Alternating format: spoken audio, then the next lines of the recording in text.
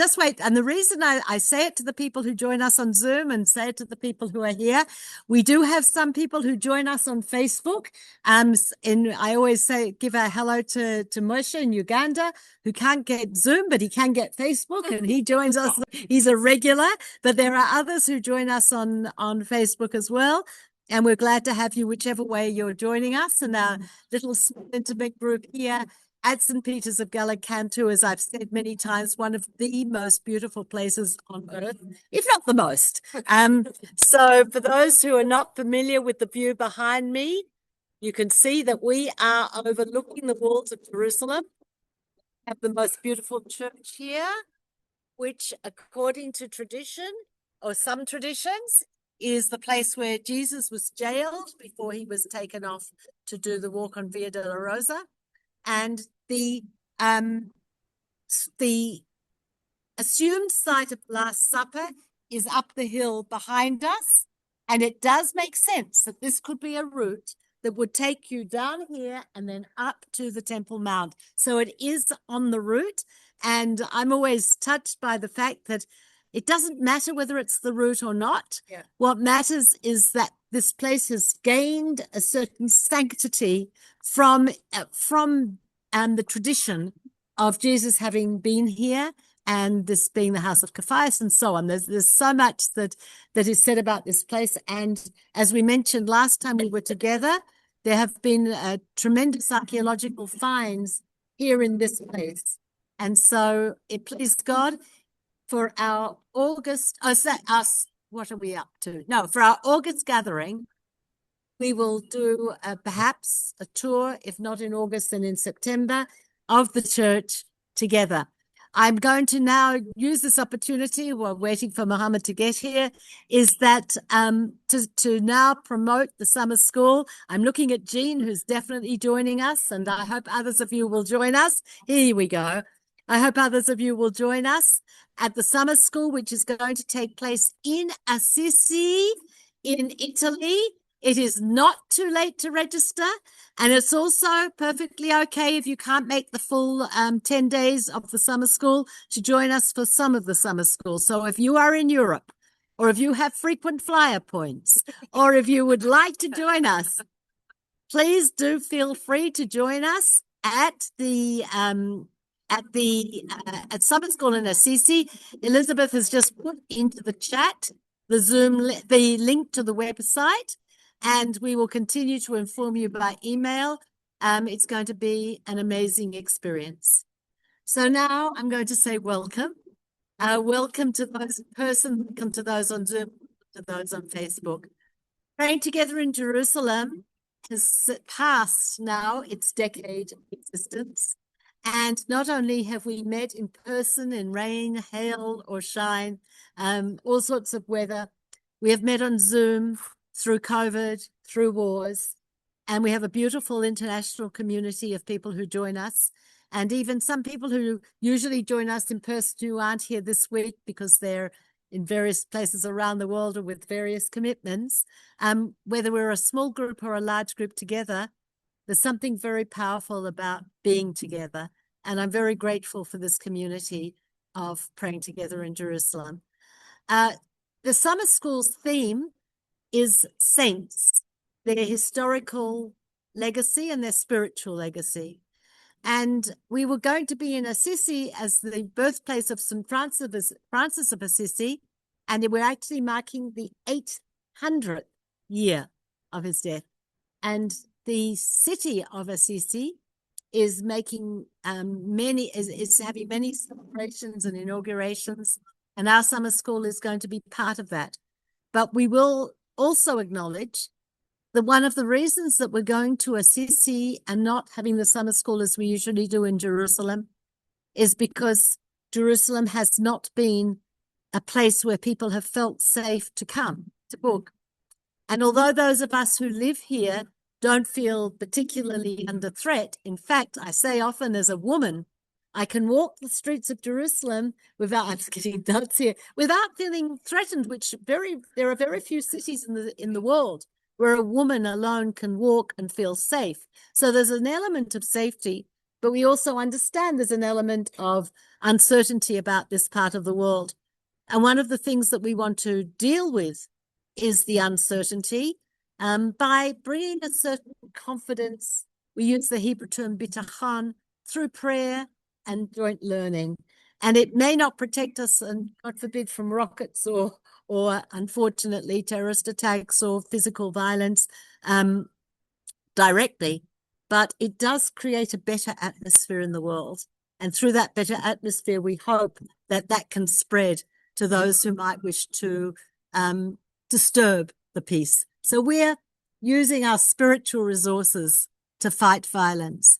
So it gives me great pleasure to invite to open today's session the newly appointed chair, freshly appointed chair of the Rainbow Group, the Jerusalem Rainbow Group for Christian, Jewish Encounter and Dialogue, started as a result of Nostra Aetate.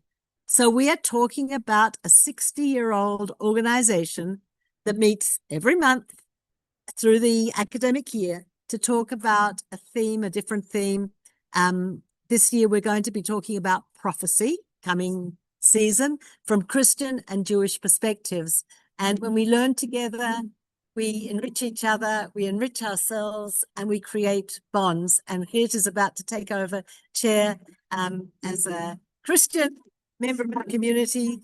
He represents the Dutch church here and runs programs, educational programs, and we're very pleased to have him. So over to you, Geert.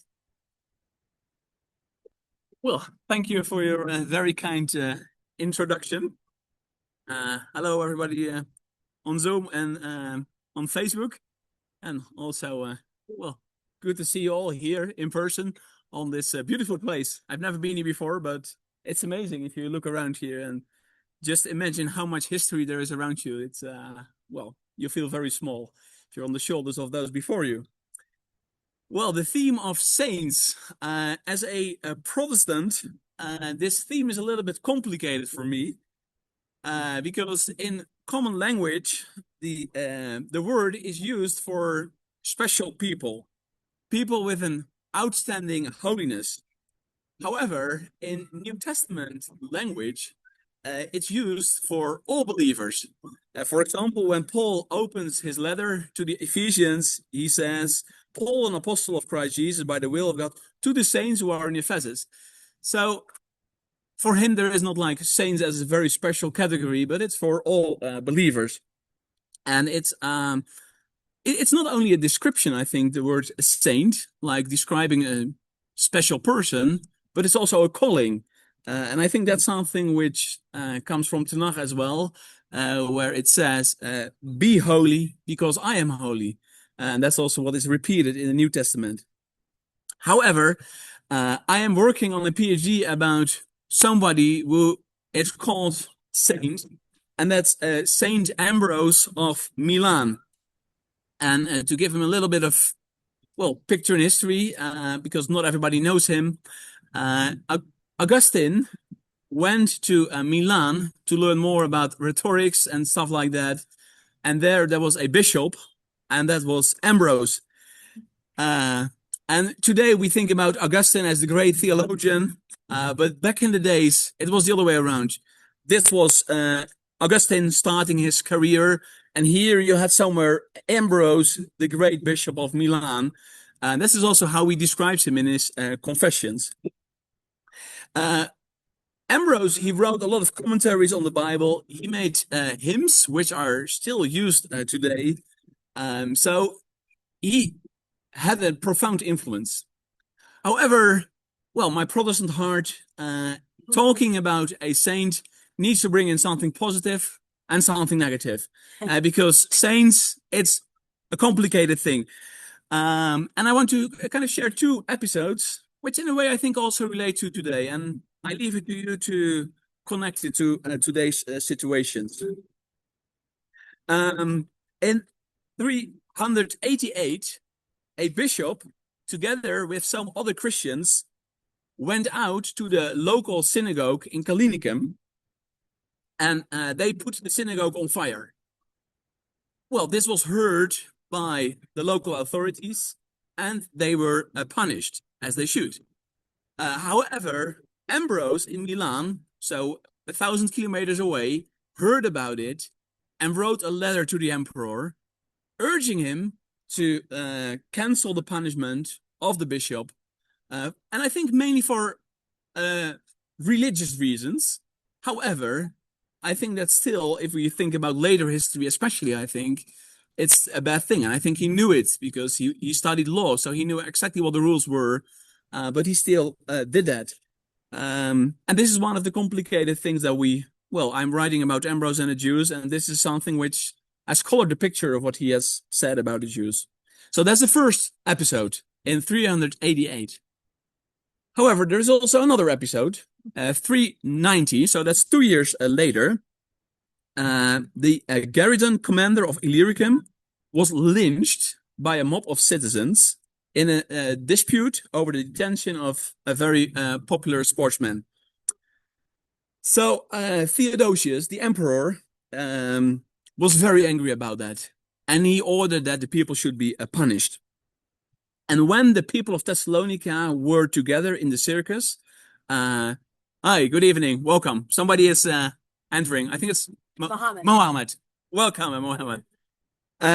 So when the people had gathered in the circus, the emperor sent his troops, and 7,000 people were slaughtered over there, and women and children included. A terrible story. At this point, Ambrose stepped in, and he, when the emperor came to his church, he said that the emperor should confess his sins. Just imagine a Roman emperor confessing that he slaughtered 7,000 innocent people. And he did it. So he indeed, repented from his sin. Well, there is much more to say about it because there is also power here and that stuff. But I think the moral intuition that this was a wrong thing, that so many innocent people were slaughtered, I think that was a correct one. So I think that's also where I think Ambrose did a good thing. Here I think you have my take on saints. They are very human, and sometimes they do very good things, but they also do sometimes bad things. And that's also where I would like to lead you in the prayer that I want to offer. God of our forefathers, as we ponder the lives of those before us, we thank you for the examples you have given to us. May we follow the good things they pursued in holiness and dedication to do your will. May we also learn from their mistakes in order not to repeat them. Sanctify us so that we also may be examples for the generations to come. We pray this so that your holy name may be glorified over the earth. Amen. Amen. Oh, thank you. Well, you're welcome. Thank you, Geert. And thank you so much for your contribution. That really was a beautiful, beautiful start to this gathering. Is Din on the call, Elizabeth? How's it going? Can you hear me? Hello. Could we bring him, spotlight him with me, please? Oh dear. Hello. Can you hear me? Yes, perfectly. Beautiful. Beautiful. Din, I'm sorry that you're not here with us and we're not going to do the full, please God, you'll join us another time in person and we will hear more fully from you. But I really would like you to introduce your Abraham School to our to the people that gathered to pray together in Jerusalem. I'm going to turn the computer around. Unfortunately, we're not really designed to hear from you, but I think people can see you. Can you see? And we do have good volume. So, Din, would you please introduce your school, the Abraham School? Sure thing, and I'll be brief. And thank you for the good, very inspiring talk, Peta. I love the energy. My name is Din. I'm currently in Jaffa, talking to you, and I'm really sorry I couldn't be there in person. I've founded the Abraham School, which basically is the antithesis of the Muslim Brotherhood. What we're trying to do is to find ways that are orthodox, that are kosher and halal, in which we can theologically work together. What we've done so far is just videos with millions of views for like each of them, because what I do is I speak in Arabic, and I guess you don't usually see a Jew speaking in Arabic, and I basically go through, I started just going through the basics, like, okay, let's dip our toe in the water. We have the same God, right? And then there was a big controversy of like, there's some who thinks that we have a different God. It's very interesting to dive into this and dispel some of the myths that people have about Jews. And another thing that we've done is the Abrahamic Summit. So just like there was the first Zionist convention in Basel, which predated and made happen the state of Israel, and our return from exile. We've made the first Abrahamic Summit in Jaffa, which we did it right here in this place. And there were sheikhs and imams and rabbis and Jews and Christians who came together, and it was a very deep dive, hours upon hours of talk, where we saw where we can theologically agree, and we came to these four fundamental things that we agreed on, and it was very eye-opening. It was very honest, and we have it on video. It's very interesting, and that's the foundation that if somebody wants to join the Abrahamic movement, they can see if they like what we believe in. And I think I'll stop here and let people maybe, if they want to ask questions or whatever, however you want to lead this, Peter. Okay, so Din, unfortunately for the people sitting here in St. Peter's, it's not so easy to work from the Zoom. So what we're going to do is I'm going to say this was a taste of a terrific idea, and we're going to bring you back at another time when you can be with us in person, and that means the people here in person can learn more and understand more and be part of the conversation. But I feel that it's really important that in praying together in Jerusalem, we understand that we are part of a much bigger peace-building movement in the Holy Land. There are so many organizations. I introduced Geert as the chair of the Rainbow Group. We had the Interfaith March for Human Rights and Peace, Jerusalem Interfaith March, just was it last week, the week before last. And it was a beautiful, beautiful event with hundreds of people. We have the Interfaith Encounter organization. We have so many organizations that are working towards peace. And I think that it's important in praying together in Jerusalem that we see ourselves as part of that bigger family of peace builders. So, Din, I hope that you will join us again in person and we will do a proper introduction. It's now my great pleasure to invite one of our regular and beloved presenters, Shelagh Shalev, who offers us a Buddhist teaching and meditation. And Sheila's going to come and lead us in both learning and meditation. So Shelagh, she's just getting her notes, and she will be with us right here. And if you could please spotlight her, Elizabeth, when she's here. Shelagh, you need to put yourself, you can move the computer and make sure you're there. I'm there. And Elizabeth will spotlight you. There you go. Okay. Hello, everybody. People who are here and people who are there. We're all here together, which is very nice. And I'm happy to be here in this most beautiful place. It's not the first time, but it's really, really a beautiful place. Well, I'm coming from a Buddhist tradition where we don't have saints, we don't have God, but we do in another way. I mean, you can these words sometimes can be used in different ways. And when I received the newsletter from Peta on the subject, and I'm going to read the first paragraph. She said, all religions recognize there are outstanding individuals whose spiritual insight, presence, and power by far surpass those of others. These individuals help create, define, drive, reform, and inspire their traditions. They are the models who provide the basis for emulation for others, and they are the ideal of the tradition in its concrete manifestation in the lives of humans. And when I read that, I immediately thought of Thich Nhat Hanh. Although he doesn't call Buddhism a religion, but a way of life, ethical way of living, of morals. But he has been my root teacher for quite some years.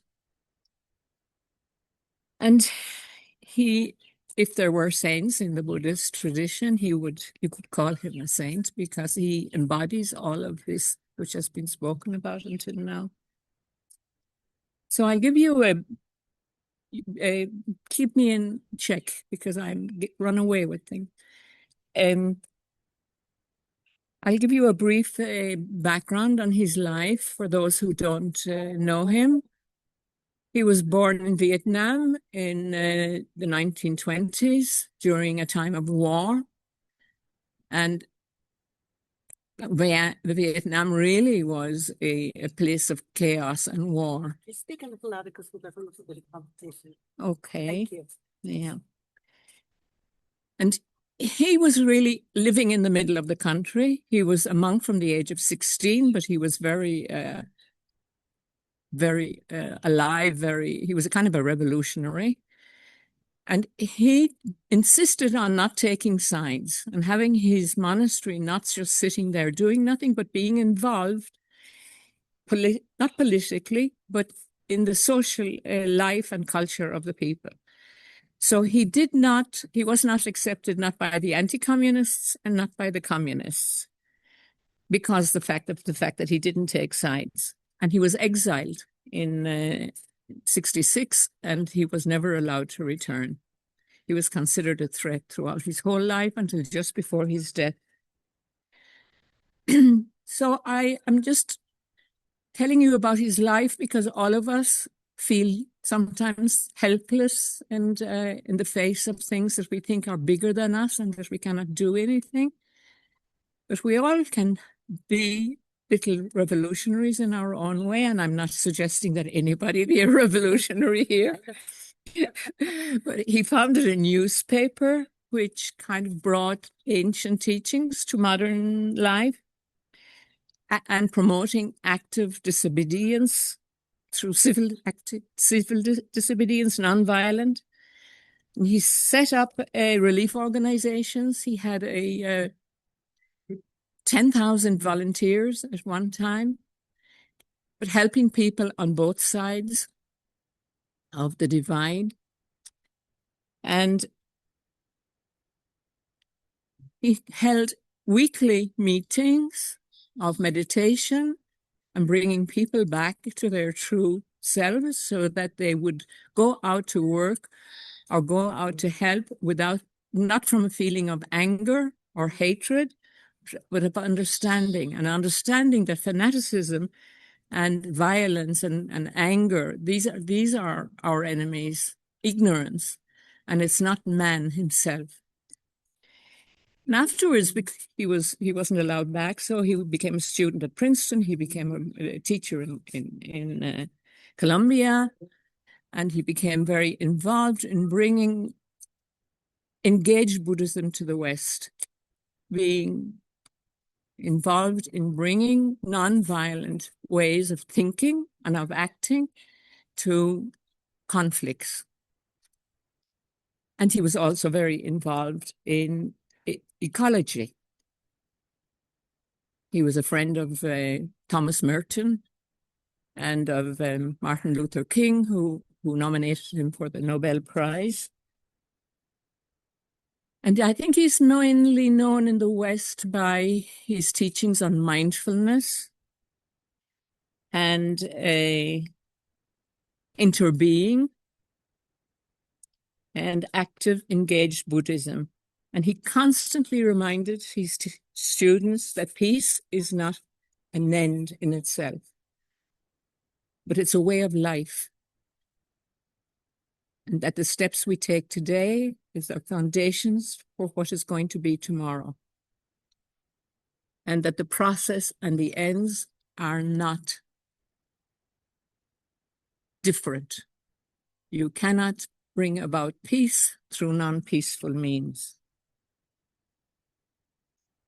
Reminding us that happiness is not an individual matter. We cannot be happy people if our neighbors are unhappy. So he also, as I said, he was deeply connected to the environment, to earth, to ecology.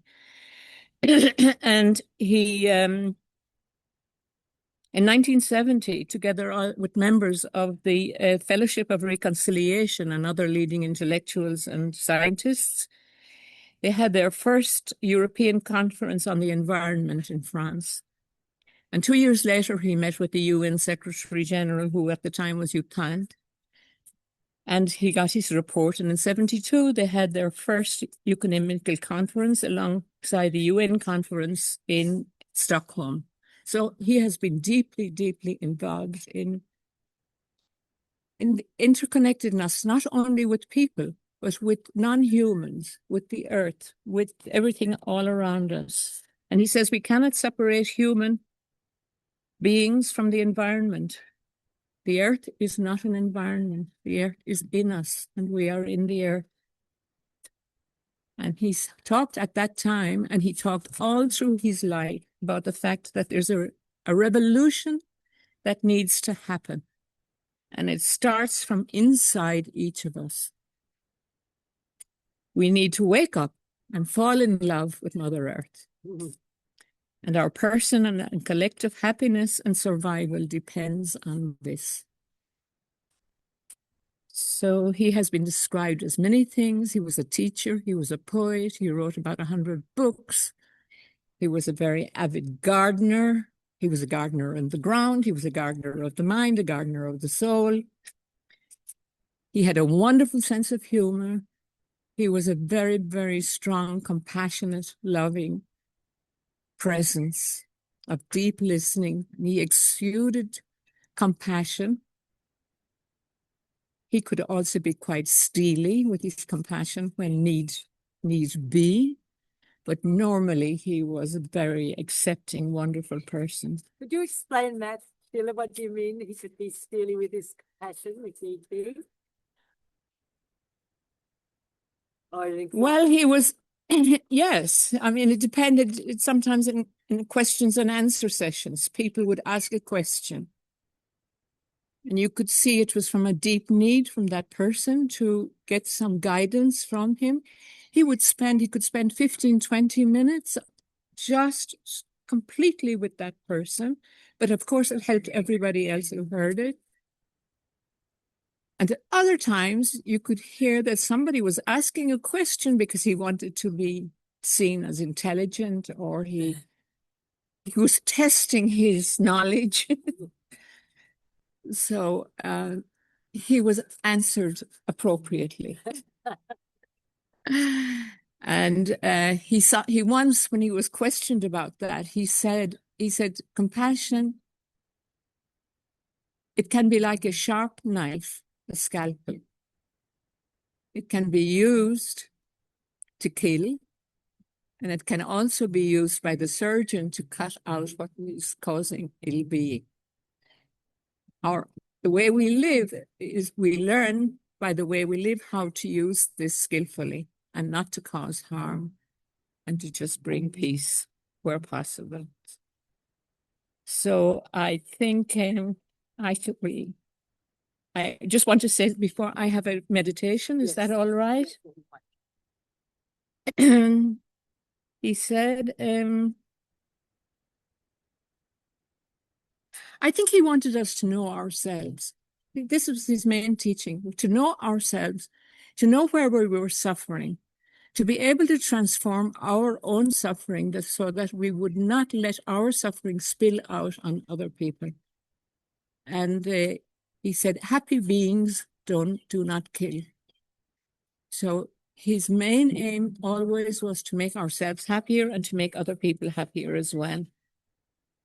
So I would like to bring you a guided meditation, and it's based a little bit on the qualities that I saw in him and that I would like to have in myself, and I wish that all of us would have in ourselves as well. You talked about compassion and softness and steeliness. A fellow teacher, after being with him for some time, described him as being a combination of a snail, because he moved, he glided. He didn't make waves when he moved. A snail, a cloud, and a piece of heavy machinery. And I think that that is a very apt description. Yeah. So I would like to bring you some, as I mentioned, some thoughts on qualities which were embodied by Thich Nhat Hanh. And we can invite these qualities in us and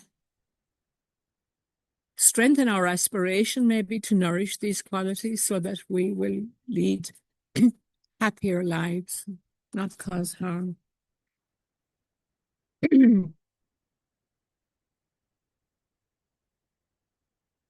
Listening deeply.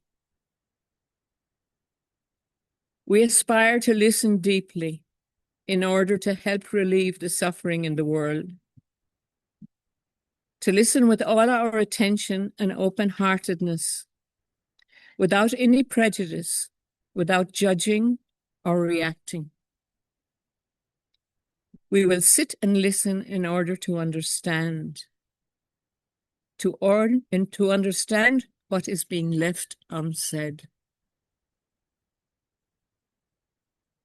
Doing this, we already alleviate a great deal of pain and suffering in others.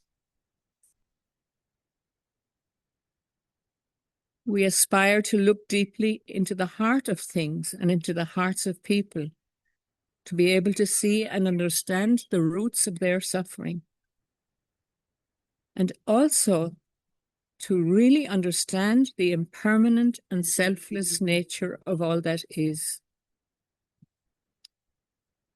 Through this understanding, we will be able to free ourselves and other species from suffering.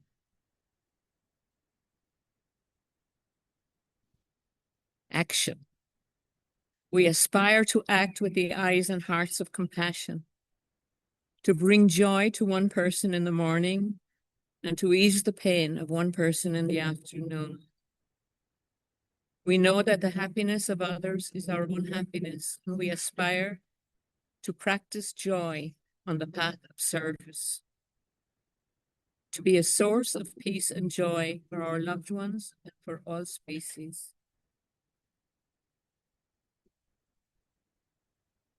In difficult situations, we aspire to be present where there is darkness, suffering, oppression, and despair, so that we can bring light and hope to dark places. Not to forget about or abandon those in desperate situations. We will do our best to establish contact with those who cannot find ways out of their suffering, whose cries for help and justice are not being heard. We will realize the qualities of perseverance and stability, so that, like the earth, we can always be a supportive and faithful friend to those in need. And the last one is where Thich Nhat Hanh always said, see the good in everybody. See the potential in everybody. Man is not our enemy. We aspire to look deeply with the eyes of non-discrimination in order to see the true qualities of others. We will respect everyone we meet and see the spark of godliness in them. We will look deeply into ourselves to recognize the positive qualities that are there in us, to love ourselves, to be able to water positive seeds in ourselves and in those around us, so that our thoughts, words, and deeds will give rise to self-confidence and to acceptance of ourselves, our children, our grandchildren, and all those we know. We vow to practice loving speech and help people who underestimate themselves, and to let everybody see that they are wonders of the universe. I would like to leave you for a moment with these words so that they can sink in and be an inspiration for us.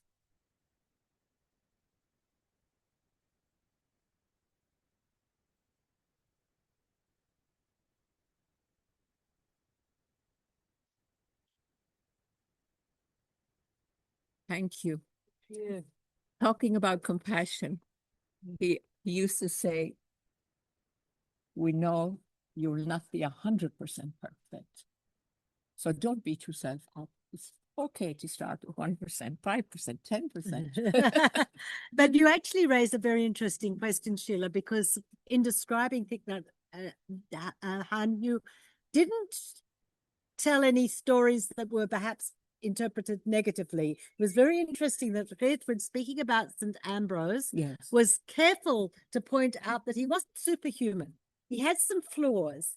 And I just wonder, are there people who are genuinely without flaw? Or is it that they hide their flaws very well? I'm just interested in your thoughts about whether you feel he was a perfect human being, or there were things to talk about that. It's interesting. When I heard Geert, here speaking, yes. and he talked about that the saints have flaws, and I thought to myself, I really didn't see a flaw in Thich Nhat Hanh. But I met Thich Nhat Hanh when he had already been working on himself from the age of 16 until he was, I don't know what, 30, let's say 35 years ago. So he has described how at times when, especially with the atrocities in Vietnam and the boat people and all the people who were raped, and he had to walk. He walked. When he got angry, he walked. And he walked, but he didn't say anything or he didn't do anything until he had transformed his anger. And then he usually wrote a poem.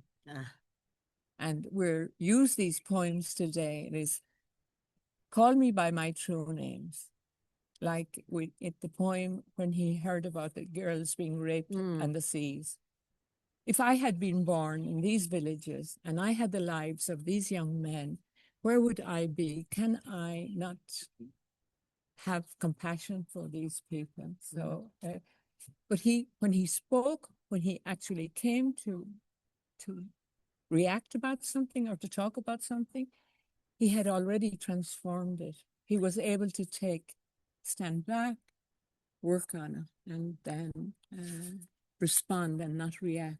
So that would be interesting in our study of saints to consider whether a saint is somebody who works towards perfecting themselves. And that's work.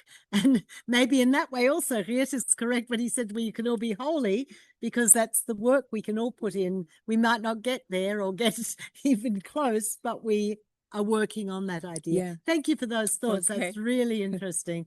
Thank you so much. So we also have with us Hanna, who always offers us beautiful stories, poems, songs, and prayers. And I'd like to invite Hanna. Are you going to speak are you going to go straight into song with Ivor, or are you going to speak first? I'm going to tell a little bit about that. Lovely, beautiful. Of course. And I ask you, Hannah, if you could click the link, and then you turn the link so that whatever you need. And I'm going to ask you to speak loudly because we do have a server. Thank you, Peter, for inviting me. I'm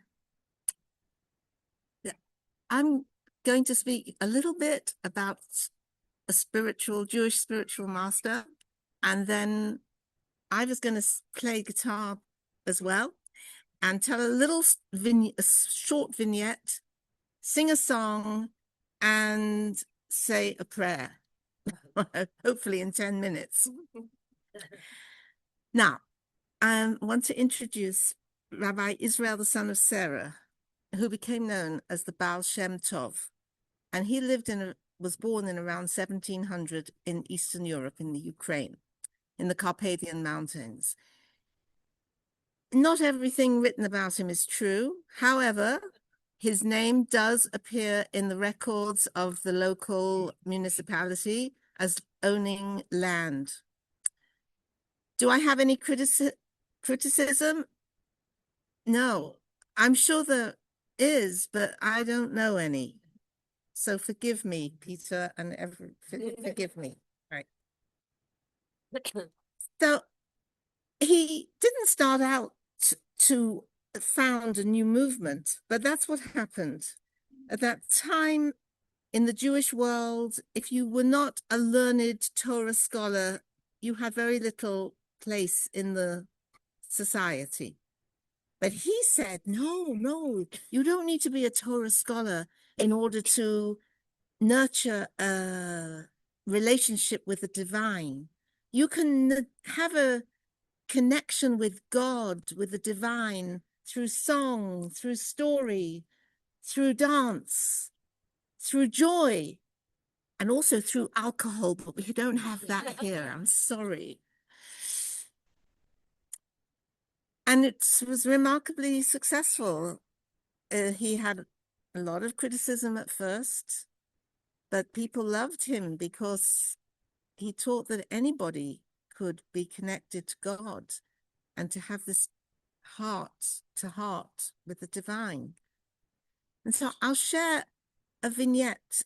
Please play the guitar. It's nice. No, it's fine. So it'll be nice. Come sit. My bag. Feel free. So there are about 3 versions, if not more, of this story, which really illuminates what I just said about him being so open to everyone. It was Yom Kippur, the holiest day in the Jewish calendar. And everybody in the synagogue was praying. You know, we sit in the synagogue for like 12 hours of the day. And the people knew how to read. They knew how to pray. They knew when to take 3 steps back and 3 steps forward, and when to bow and when to stand up. You know, I mean, you've got to know these things. But there was one young man in the synagogue who did not know. He could not read and he didn't know anything, but he wanted to speak to God. And so there are 3 versions. One is that he had a whistle. A whistle is actually forbidden to use on Yom Kippur. One is that he just whistled with his mouth. And one is, and this is I think the one I'll tell, because I like it the best. He knew how to say the first 5 letters of the alphabet. And so he stood up with everyone else. And while they were all praying in the learned way that they knew how to, he just said, Aleph, Beis, Gimel, Daled, Hey. Aleph, Beis, Gimel, Daled, Hey. And it disturbed the people in the community, and they shouted at him and said, shush, that's not the way, that's the wrong way. And the Baal Shem Tov stood up and said, no, let him be, because it is in the merit of his pure and simple prayer that all of our prayers are going up to heaven and being accepted. I leave that with you. Or he whistled, which is even worse, because if he whistled with a whistle, they would have said, oh, it's forbidden to use the whistle on Yom Kippur. And then because he whistled from his heart, with all his heart. So that is the Baal Shem Tov, Rabbi Israel, the son of Sarah. And now we're going to share a melody, not a song, a melody that his great-grandson, Rabbi Nachman, actually, I'm sorry, I'm going to share a prayer that Rabbi Nachman wrote. The melody is of the Alter Rebbe of Chabad. It's a Hasidic melody that was composed 100 or so years after the Baal Shem Tov, but was in a direct lineage of the idea that you can reach great heights through melody. And I invite you to join in on mute, unfortunately. I'm sorry, it has to be on mute, but to join in because it's very easy to follow these melodies. Die die die die die die die die die die die die die die die die die. I die die die die die die die die die die die die. I die die die die die die die die die die die die die die die. Die die die die die die die die die die die. I die die die die die die. I die die die die. I die die die die die die die die die die. Die, die, die, die, die, die, die, die, die, die, die. We've actually gone off tune now, but we'll come back to it. It's wonderful. It's wonderful melodies, and one day I will sing more of them. Die, die, die, die, die, die, die, die, die, die, die, die, die, die, die, die, die. I'm looking for Rabbi Nachman's prayer. Die, die, die, die, die, die, die, die. Die, die, die, die, die, die, die, die, die, die, die, die. Die, die, die, die, die, die, die, die, die, die, die, die. Thank you, Ivor. That was great.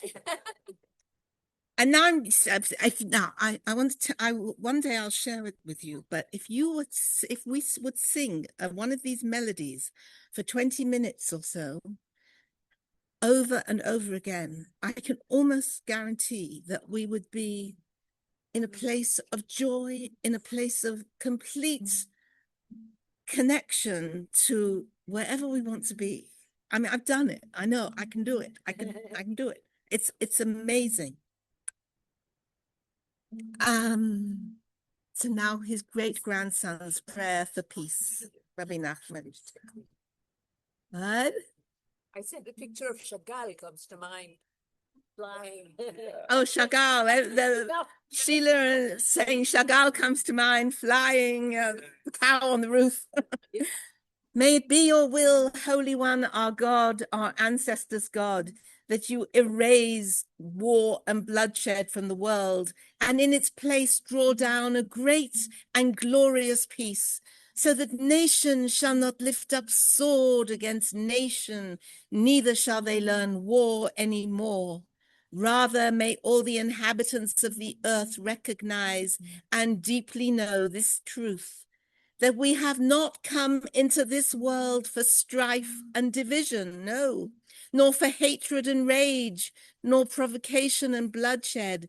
We have come here to encounter you, eternally blessed one. And so we ask your compassion upon us. Raise up by us what is written. I shall place peace upon the earth, and I shall place peace upon the earth, and you shall be safe and undisturbed. Let justice come in waves like water, and righteousness flow like a river. For the earth shall be full of the knowledge of the Holy One. As the waters cover the sea, so may it be. And may we say, Amen. Amen. Amen. Thank you.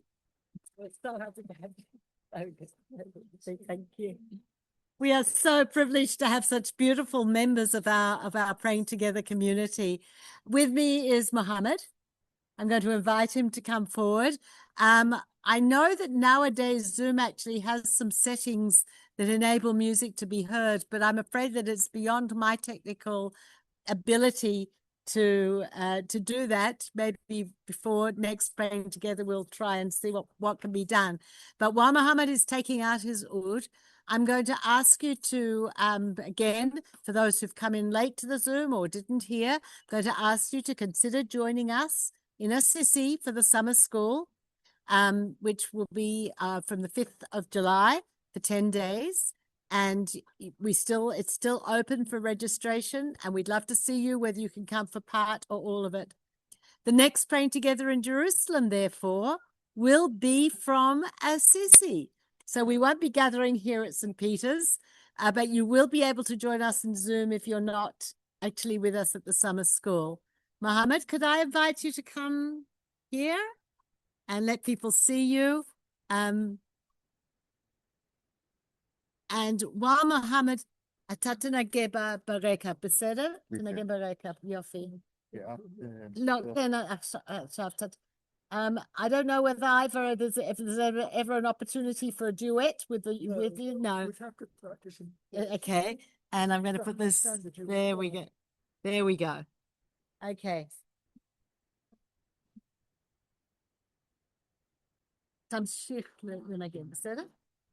So I know that, let's see if I can do this. Yes.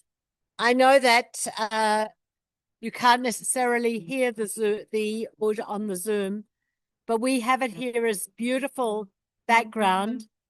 And I'm going to ask us to now, as we complete praying together in Jerusalem, this gathering, perhaps some of you where you are will want to do this, but those of us who are here to stand and come and join us.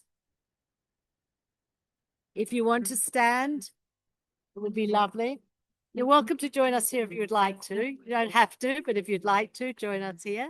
You don't have original music on in the top? I don't know how to do it. Sorry. Sheila thinks she might be able to help us with the sound. If it's not there. I think you can, there's an option to do that on the settings. Yeah. So we will do that for next time. Elizabeth will get you Next help. time. But while we're here, I'd like us all to spend this last few minutes together. Again, with gratitude. And so I feel so grateful to be surrounded by friends and like-minded people. So we spend a moment in gratitude. And then each of us also a moment in compassion for those who are not as privileged as we are. We've heard the word compassion a lot from each of our saints that we've heard about. So we're going to spend a moment with just the wood in the background, and for those of you on the Zoom, just in silence, contemplating the joy of being together and the sadness that it's not available to everybody.